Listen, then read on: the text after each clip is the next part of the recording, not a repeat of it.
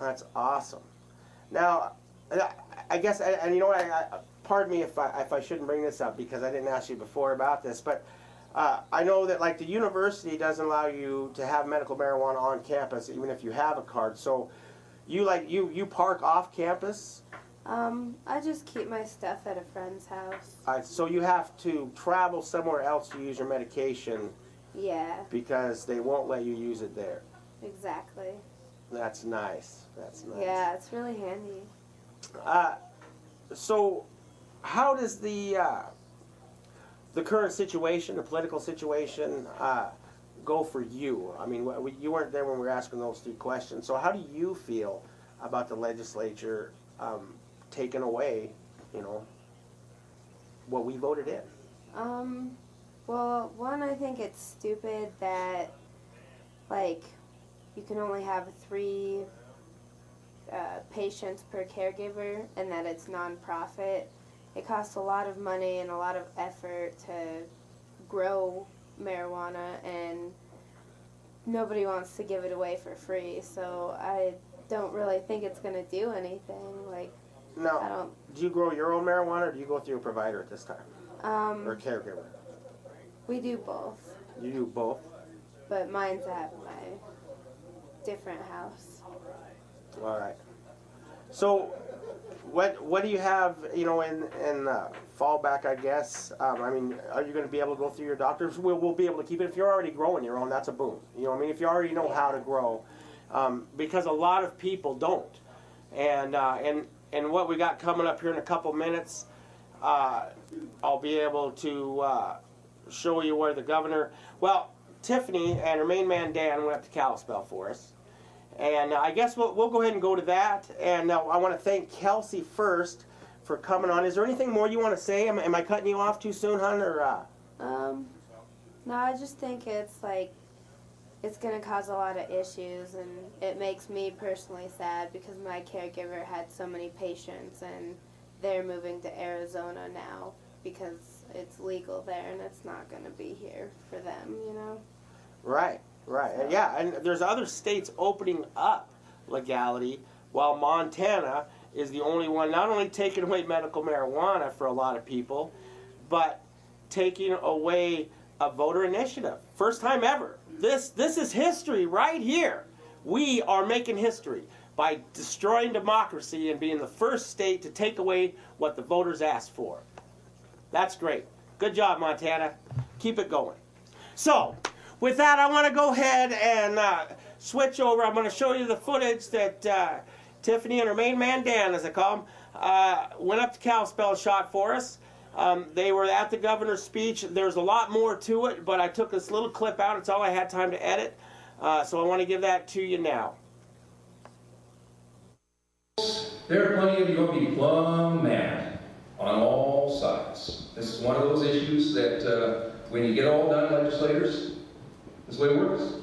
You ain't got no friends anymore on all sides. But our job as legislators, and I see Senator Buttrey is here, welcome back to your second home or your other home, or however this works, that we have got to find a balance that works for everybody. There are plenty of people in Montana that believe that we ought to repeal it. And they sent me their bill, and I vetoed it. There are other people that say, should have left it alone. By golly, it was working just fine. And still there's other people who say, I don't think it's working just fine, it needs to be fixed. And understand this, folks, that are medical users. I'm not talking about the caregivers and the people in the business. Those of you who are in the business of consuming, sir. This bill is tight, it makes it tough, but if your doctor continues to give you a medical marijuana card, you still have the right to possess a certain number of plants for something in your house, plus an additional, I think, 12 seedlings. A lot has changed quite a bit back, you know, with the final version. Now, if I just look at a show of hands, and I'll just ask you this question. There's some people that are, and some people that aren't. Now raise your hand if you're one of those people that has a tough time raising a plant indoors. You know, when your friend brings you a plant, take care of it for the weekend, and come back and it's dead. Raise your hand if you're one of those kind of people. Oh, about half. Whatever. Okay. Then there's the other kinds that they grow anything. God knows how they get that name smart. And my wife, she's smart because she's wise. Smart, she can grow anything. But, sir, within this law, you will still have the right to possess a medical marijuana card. You will still have the right to possess marijuana. You will have the opportunity and responsibility to grow your own. That's not the direction that I wanted to go. That's the direction that we are at. If you're one of those people that's not very good at growing it, and I think it's an easy plant to grow, but probably difficult to grow quality, medicinal quality. My guess is that there are people, well, right now in the business. The reason I guess this is because I went to the interviews and I typed in medical marijuana grow boxes. And whoop! There's maybe.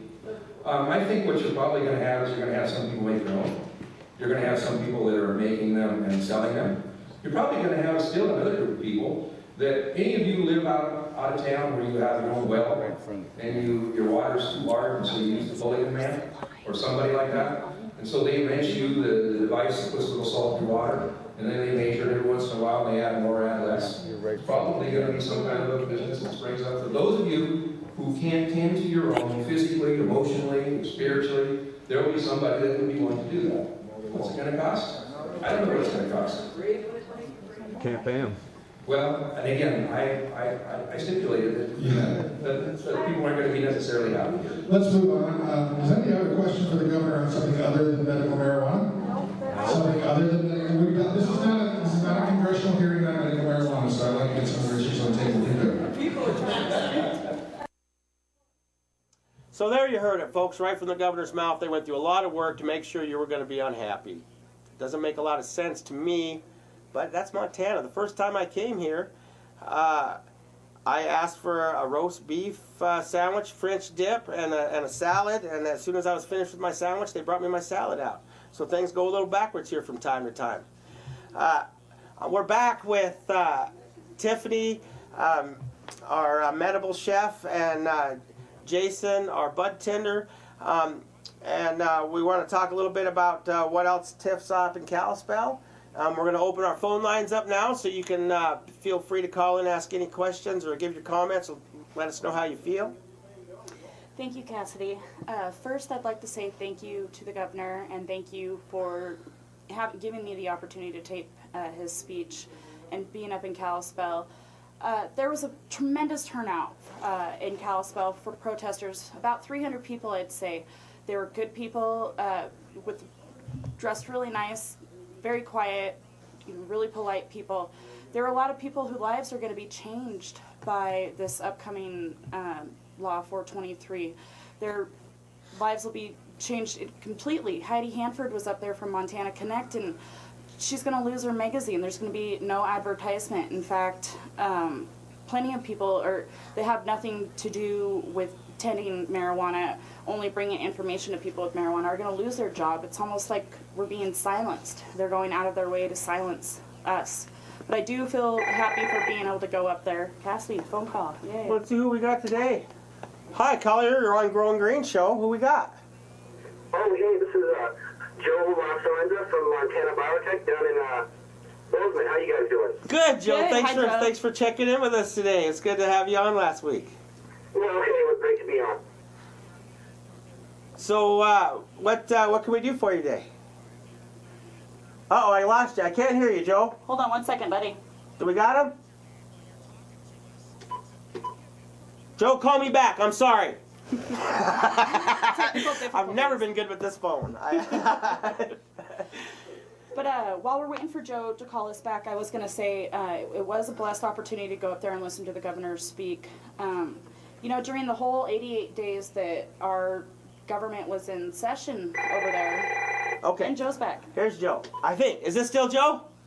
Yes, I'm sorry about that. Yeah, the phones and, being on the internet and all that sort of really fun stuff. You should see what it's like on C-SPAN if you ever watch that. Yeah.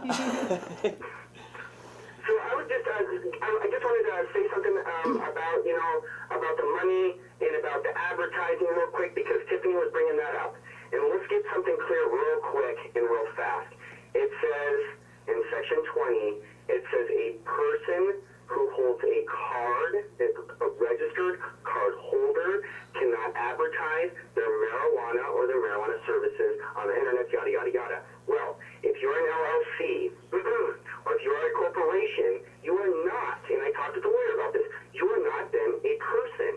And you're allowed to, at will, advertise whatever the F you want. So do you hear that? Oh my, Joe, Thank Joe, you. this is such a boon and a blessing that you bring this to us. You hear that, folks? You can still advertise, but you can't. Get that? So what you need to do is go out as a caregiver and get yourself a limited liability company certificate, okay? And I think that runs between $100 and $200. You can go down and you file for that. And then your LLC is not you. It's its own entity, and you are the board of trustees. And you can take that and use that to advertise however you want. I did something a little bit different, and I'm not suggesting everybody has this opportunity. And I know everybody doesn't have this opportunity. But what I was able to do was I sold my company to my brother for $1. And so now the owner of the company, because I was sole proprietorship, now the owner of the company does not hold a card. The person who does the research, which is me, does the card. Okay, now the other thing about making money, and let's put this aside real quick too, about making money. They say that you cannot make money off of the marijuana or any marijuana products, yada, yada, yada. They do not say anything about services, and that's why Schweitzer was pushing that. The other thing that I was going to stress is that if you are providing medical marijuana, you're also providing other things such as research. If somebody is going to donate to your company for the research that you do regarding medical marijuana, that is not giving you money for medical marijuana. So please, we can work around this, you know, even if it does come to the worst case scenario, but we know that there's a lot of people out there working for this. There's a lot of money being spent on, you know, lawyers to hopefully shut this down. There's, you know, the opportunity to be able to have a voter referendum.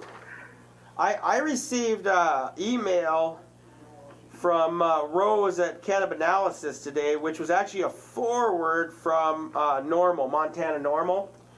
And I think because of the rules regarding MCAT, I can't actually say the amounts. But it says the fundraising drive to finance legal action to delay or prevent SB 423 from becoming law is going well, but we still need to raise something. And so anyway, they need to get that done by noon tomorrow. So if you're interested in supporting the stop of SB 423, I urge you to contact Normal. John Masterson, John at MontanaNormal, NORML.org. And every little bit helps. And that money, just so you guys all know, is going to a wonderful lawyer who has been referred to everybody by a large amount of lawyers in the nation, actually, regarding medical cannabis. And, you know, this lawyer has said that he would take on this for an amount of money, but nobody can work for free. So everybody, we do need to get this lawyer, we do need to get this law taken down, and we do need to donate. So please come in, donate money. Thank you very much. And on that note, you know, because our Senate feels it's best to work in a caring, loving fashion, I urge all of you to return your paychecks to the government. Turn them back into us, the people that are paying you. Because if we shouldn't make a profit for our work, by God, the people representing us shouldn't either. Yeah, and on top of that, I'd like to mention that a lot of the proponents that are pushing SB 423 down our throats so much happen to come from counties that have some of the largest methamphetamine production in our state and the biggest problems. And I really have a kind of makes me wonder. You know, where's their priorities at? Meth is a problem. Meth is addictive, and in their areas, they're the ones that are pushing this down everybody's throat. And following all of this, you see very few people asking him to pass SB 423. Right, I think the largest, from what I've talked to my friends around the state, the largest concern areas seem to be Great Falls and And Billings. Yeah, and Kalispell. Kalispell is